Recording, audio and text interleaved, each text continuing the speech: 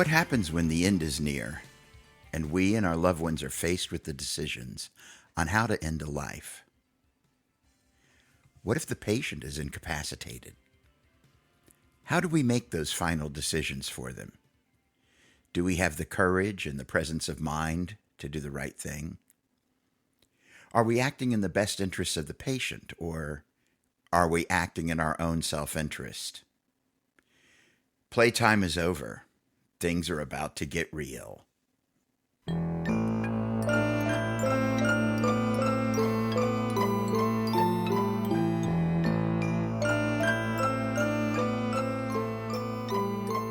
Hi, I'm Tim Rose, and this is the Tim Tunes Podcast. Welcome to the penultimate episode of my musical, The Waiting Room. This is the fourth installment of my 5-part serialized version of the musical. If you haven't listened to parts 1 through 3, I highly suggest that you go back and listen to those episodes before listening to this one. In this episode, we'll cover 3 scenes as we rush towards our conclusion. The comic relief is over. It's time to deal with some of the darker aspects of this topic. In this episode, we'll see how grief affects us, sometimes long after a person is gone. Then, we'll watch as one of our characters deals with the end of life of a loved one. Then finally, we'll get a dream view into the mind of our incapacitated loved one to see what they would want. So buckle up as we dive in.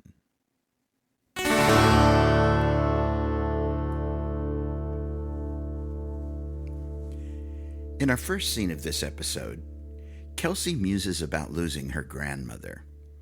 She's isolated on stage and sings about the experience of her grief in the song, "And Then I Remember." At the end of the number, Sam and Kai appear. Sam is not conscious of the surroundings and is past the point of communication. Kai, who has not signed the Do Not Resuscitate order for Sam, is still hopeful that the clinic can bring Sam out of it, as they have in the past. Renee tries to persuade Kai to consider the DNR in the song 15 Years. Exhausted and still unresolved, Kai falls into a deep sleep and begins dreaming. In the dream and on stage, Sam miraculously rises from the wheelchair and sings and dances the song, "Let Me Go," where Sam lets Kai know that it's okay and that it's time. Kai awakens from the dream and is ready to sign the DNR. We left our characters at the top of Act 2, where they had just experienced the runaround from the experts providing care. We'll pick up the action from there.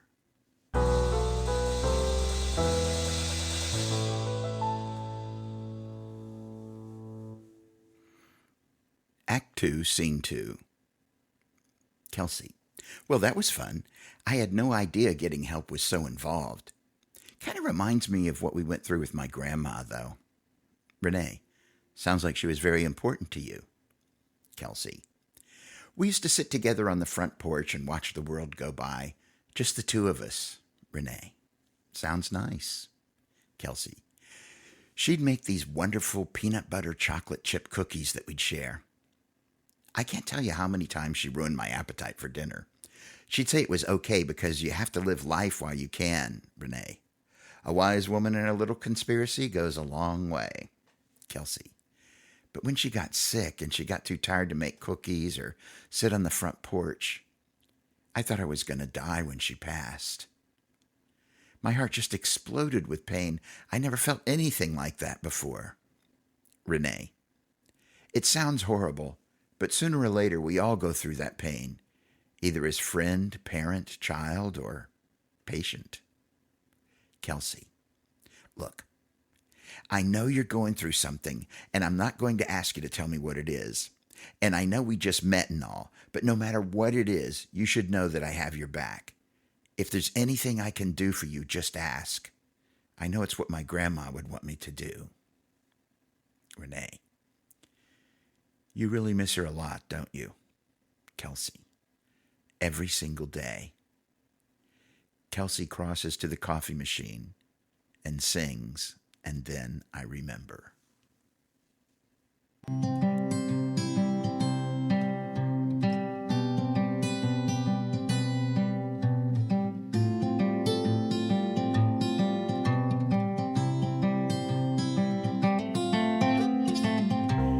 I open my eyes, and what do I see but the beautiful day that's ahead of me? I'm sipping my coffee, or maybe reading the news. Everything is fine until I think of you. And then I remember. And then I remember.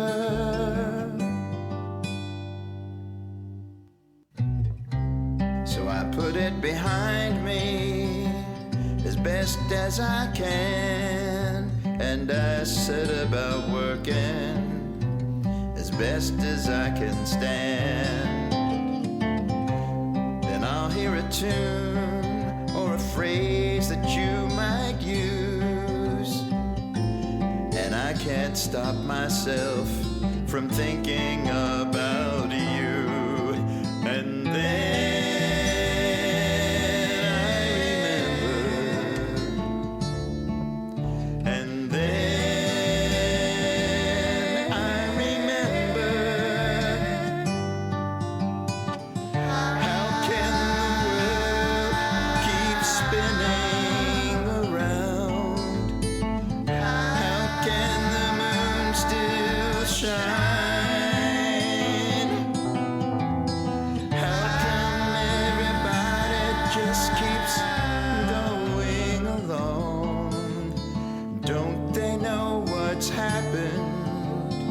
don't they know what's happened?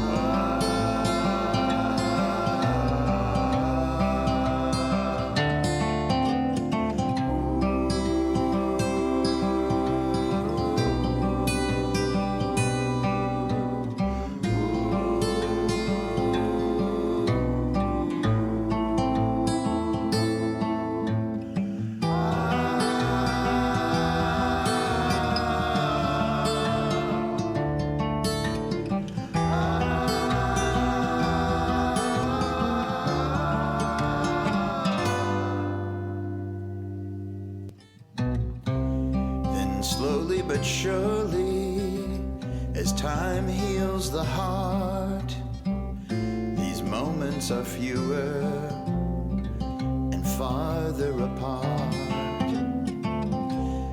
Memories fade as life intrudes, until all that is left is the soul of the memory of you. And still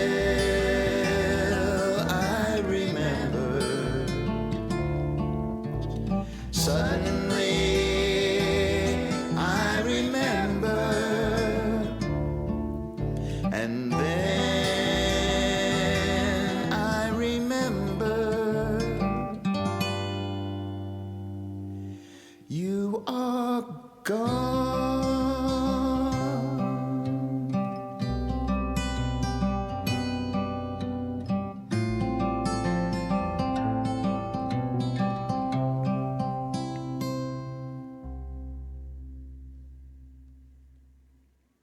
Act 2, Scene 3.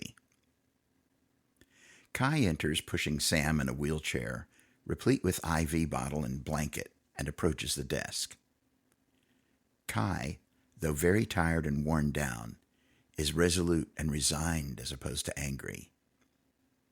Sam, in the end stages of the journey, sits sleeping or barely conscious. A wool cap or other covering is on Sam's head. Sam has obviously been in treatment and has the look of someone near death. Renee. Hello, Kai. Sam. Let me introduce you to the newest addition to our crew, Kelsey. Kelsey, this is Sam and Kai. They've been coming here for how long is it, 6 or 7 years? Kai. Well, with all the remissions and recurrences, it's been 15 years.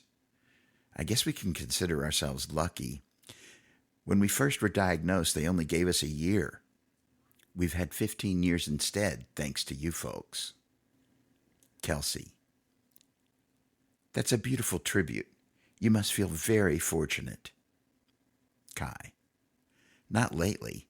These last few months have been very, very difficult. The doctors say it won't be long now. Renee. Why don't you two wheel over here? Leads him to a somewhat isolated section. That way you can have some privacy and take a nap if you like. Your doctor's running a little behind today. Kai. Okay, thanks. Kai wheels Sam over to the indicated area. Kai adjusts Sam's blanket or IV or whatever to make Sam more comfortable and then sits in a seat next to the wheelchair. Renee. How is Sam doing today? Kai. Not one of the better days, I'm afraid. How are you? Renee. I'm taking it day to day.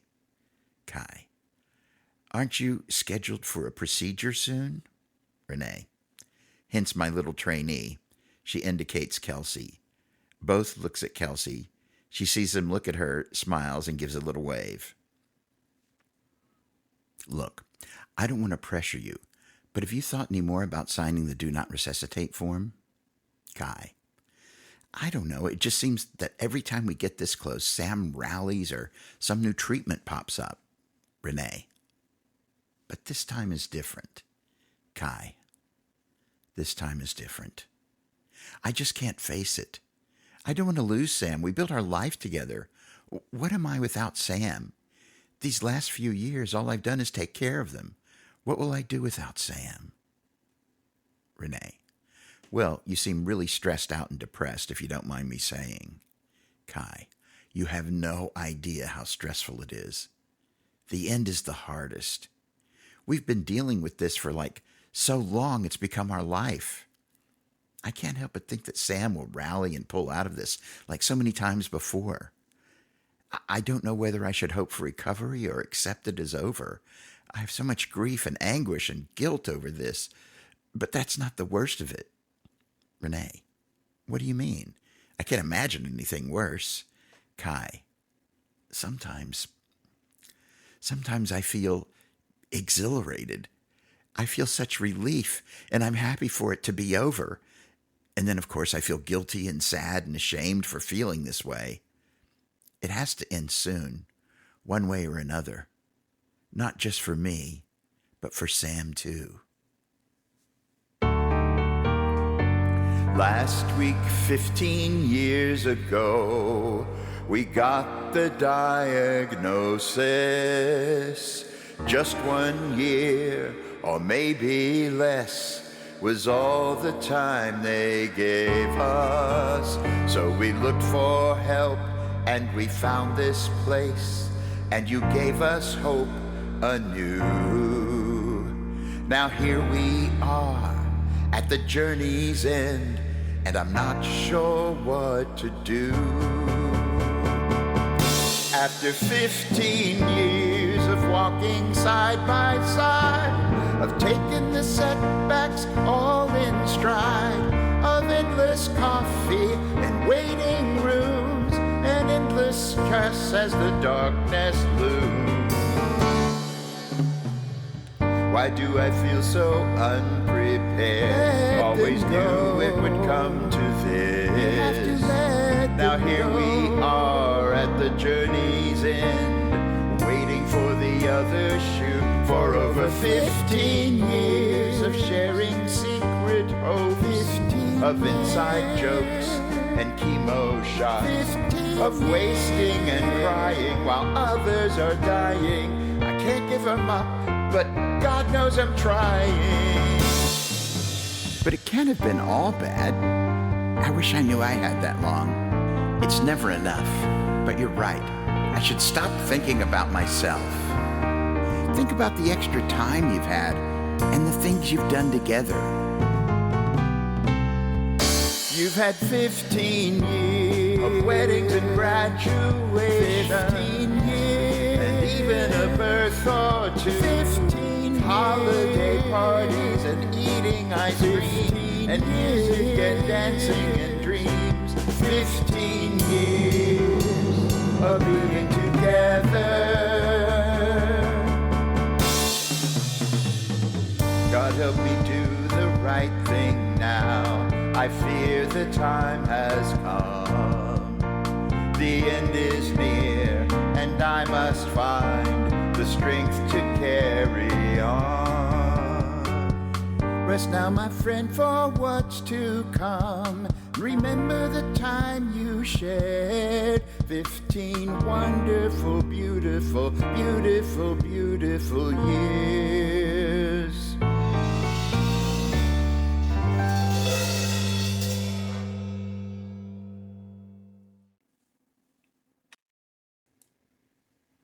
Act 2, Scene 4. Kelsey. Is Sam in a trial? Renee. Her last trial wasn't successful. There isn't much to do. We're just keeping her comfortable.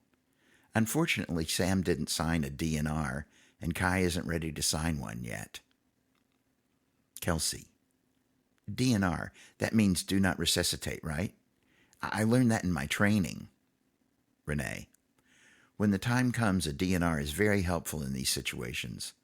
Though we may not show it, this stuff affects us who work with Kai and Sam. Kelsey. It must be really hard when you've been with a patient for so long. It's affecting me now, and I just met Sam. Renee. Yes, it's hard on all of us, especially the doctors and nurses. But we have each other to help us get through it. And we have a job to do. There are others that rely on us. Renee crosses to Angelo, who is crossing to get something from vending machine or coffee pot cooler. Renee. Sam looks even worse today. Angelo. Yes, a rare soul, that one. I wish you could have known Sam earlier, but I guess all we can do is keep trying and working. Sometimes we are the victims of our own success. Renee. They've been coming here since before I started working here. Angelo. I just hope Kai can sign that DNR soon. Angelo exits and Renee returns to the desk. The lights fade except for the area where Sam and Kai are both sleeping. The lights change as we enter Kai's dream and Sam's mind to hear what Sam would say to us with faculties still intact. During this number, Sam magically transforms into health and then back into illness and sleep at the end. Sam removes the IV and blanket and takes off the cap, revealing a full head of hair. Sam moves behind and starts singing to a sleeping Kai. I know that you love me, of that there is no doubt, but I won't fight the battle when I know how this war turns out. I don't want to leave you, you know it hurts me so, 'cause sooner than later you have to let me go. Let me go to face the next thing that I will have to do. Let me go to see whatever my faith will bring me to. For someday you may follow, soon I must go on alone. Oh, my love, let me go.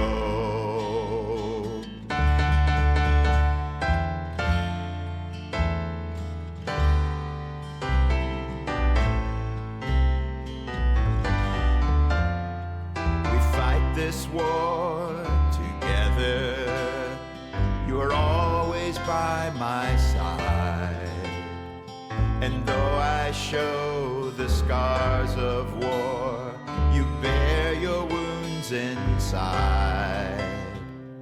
We have fought the good fight, love, but surely you must know when comes time for surrender, you have to let me go. Let me go to face the next thing that I will have to do. Let me go to see whatever my faith will bring me to. The someday you may follow, soon I must go on alone. Oh, my love, let me go. Oh, my love, let me go. I won't live as a shadow in my former frame. I won't be your burden when my ghost's all that remains. I won't chase the shreds of hope just to fail again. I won't live like a scarecrow, tattered in the wind, tattered in the wind. Let me go as I release you to do what you will do. Let me go so you can take the gifts tomorrow gives to you. The someday you will follow. Now I must go on my own. Oh, my love, let me go. Oh, my eternal love, let me go.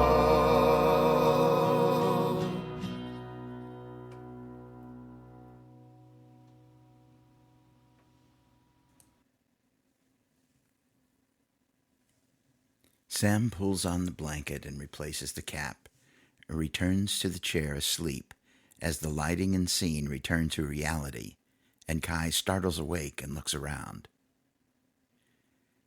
Kai approaches the desk and speaks to Renee.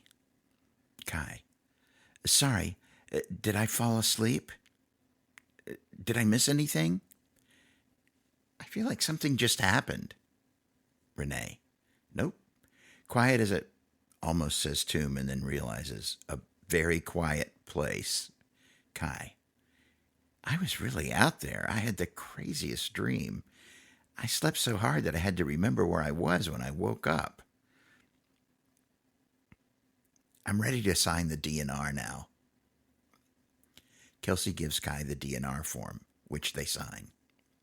Renee, quietly, taking the form from Kai. Thank you. The doctor is ready for you. Pat will take you to the exam room.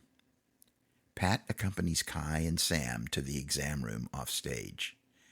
Kelsey re-enters and crosses in front of the desk to Renee.